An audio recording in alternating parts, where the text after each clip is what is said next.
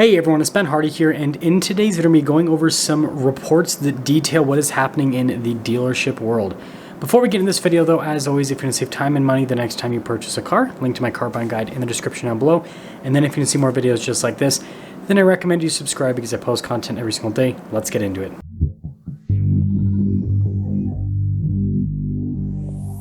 So Cox Automotive released a report on dealership sentiment, and it's pretty interesting what they found, because in the first part of their findings, they discovered that dealerships are now more negative about the market than positive. And this is a complete flip-flop from what we saw in 2022 and 2021, because back then, dealers on average were more positive about the market. And something I need to mention before I move on to the next point is the way that Cox Automotive gets this information is they basically go and survey a bunch of franchise dealers and then independent dealers as well to try to figure out what is happening.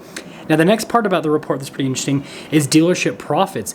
Dealerships on average are making less money now than what they were a year ago. And that's what this report states, is that most dealers are stating that their profitability has gone down at the same time that a lot of their costs have increased. And this is what we've talked about on the channel, right?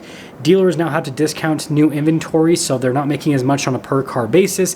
And at the same time, they're having to pay, their salaried staff more money because wages have increased. The cost to just run a dealership has increased. Like, everything's more expensive. Electricity is more expensive in a lot of places. Water in some places is more expensive. And again, those costs, when associated with a business as large as a dealership, can be pretty dang expensive. But yeah, overall profitability has gone down for most dealerships.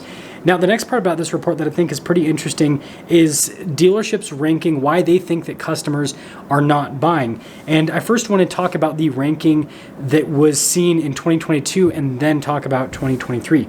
So in 2022, the number one reason as to why people didn't purchase a car, at least from dealerships' perspective, was because of a lack of inventory. And then the number two reason was because of the economy. And then the number three reason was because of market conditions.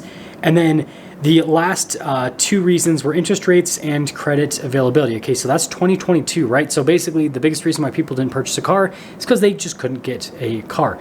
Now, in 2023, the biggest reason as to why people are not purchasing a car is actually the economy. Then the second is interest rates. And then inventory availability is number three. Market conditions is number four. And then number five is credit availability. And the thing to note is the limited inventory percentage has decreased by a massive amount. I mean, in 2022, 61% of dealers said it's limited inventory, that's why customers don't want to buy, whereas now it's 44%, right? And then if you look at like credit availability, it went from 17% of dealers in 2022 said that was an issue to now 30%. So like, not only have the places changed, but like the percentages have changed quite drastically, which is pretty interesting.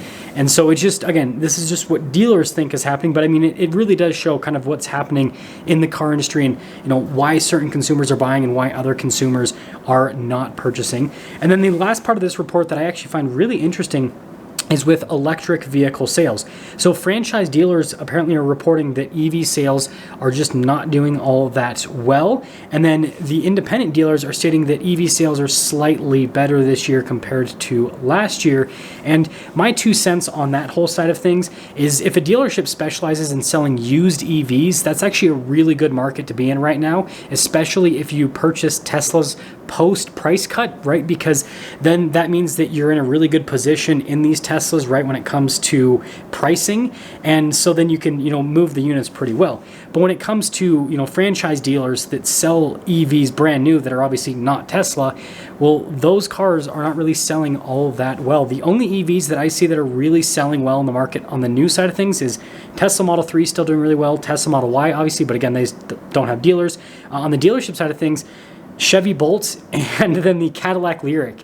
Outside of that, every other EV is just not really selling all that well at this point. And so it makes sense as to why these franchise dealers are so negative, but then the independent dealers that are basically going to be selling the used ones, why they be positive, because the used EV market is actually really good right now. So now I want to cap things off with my overall thoughts on this report and, basically whether or not I agree with some of the points in the report based on, what I see out in the world.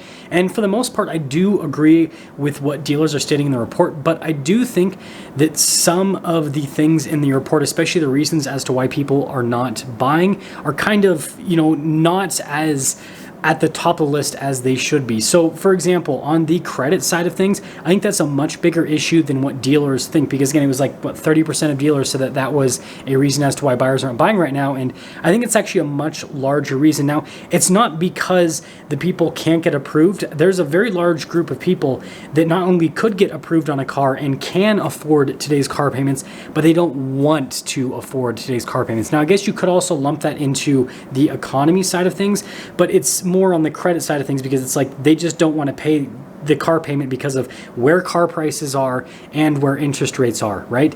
And so there is definitely like a lot of people that are just staying out of the car market just because of that fact. And it's kind of, it's kind of hard to outline that in that particular report. But overall, I think that they're pretty accurate.